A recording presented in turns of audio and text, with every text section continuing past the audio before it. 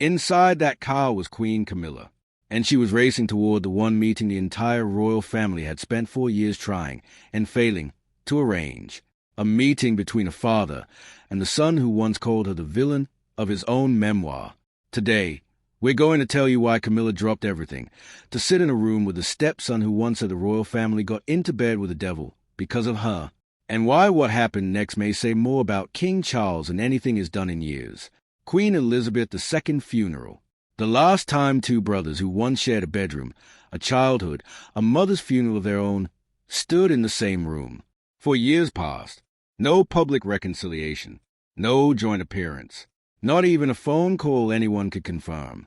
He accused his stepmother of leaking private family conversations to the press to rebuild her own public image. He suggested the family had made dangerous deals with tabloid journalists to protect the monarchy, deals that, in his eyes, came at his expense.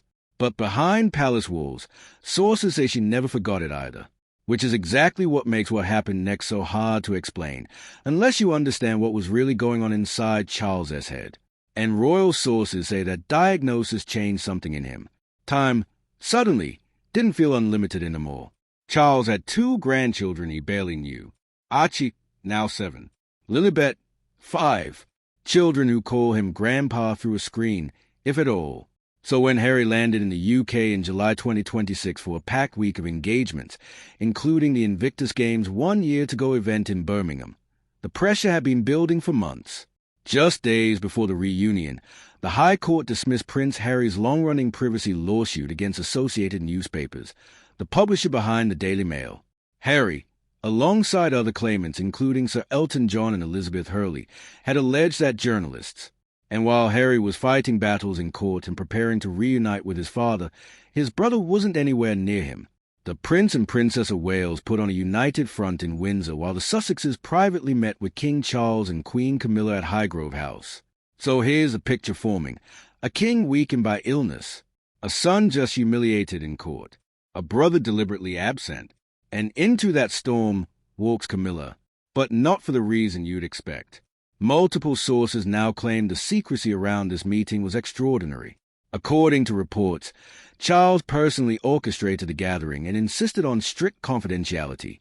One insider described the operation as completely cloak and dagger, orchestrated by the king himself, with everyone involved sworn to secrecy. Camilla reportedly traveled from her own home at Ray Mill House after Charles personally asked her to be there, and told no one, not even her own family, that it was happening. And here's a twist inside the twist. Nicker reported that Camilla rarely even stays at Highgrove. She usually prefers her own home at Raymill. This wasn't routine. This was deliberate.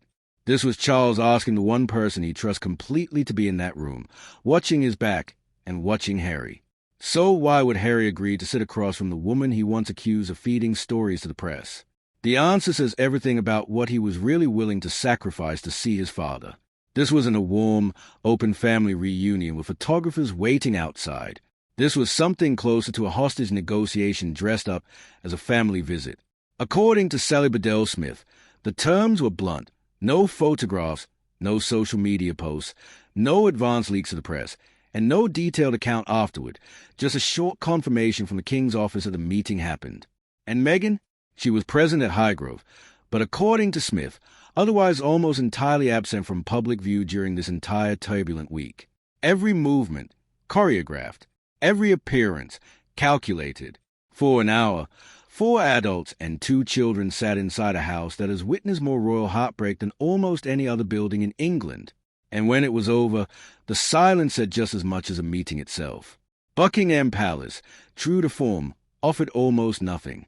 Officials confirmed the meeting took place and called it a private family visit, but gave no indication of whether it represented the start of broader reconciliation, and left questions about future contact between Harry, Charles, and William completely unanswered. But if you think this story ends with Camilla driving home from Highgrove, you're wrong. Because what's happened in the days since may be even more revealing than the meeting itself. Some reports suggest Meghan may have reached out with her own gesture of goodwill toward Charles. Others claim William was left completely blindsided by news of the secret meeting, and that had he known in advance, he may have tried to stop it from happening at all. None of these follow-up claims have been confirmed by the palace. And that's exactly the pattern this family has followed for years. Silent from the top, speculation filling every gap underneath it. What we do know for certain is this. For 1 hour, on one Friday, a broken family sat in the same room. A grandfather finally saw the grandchildren he barely knew, and the woman he once called a villain in his own book was standing quietly beside his father the entire time. Whether that hour changes anything long-term is a question the entire royal family may be asking themselves right now.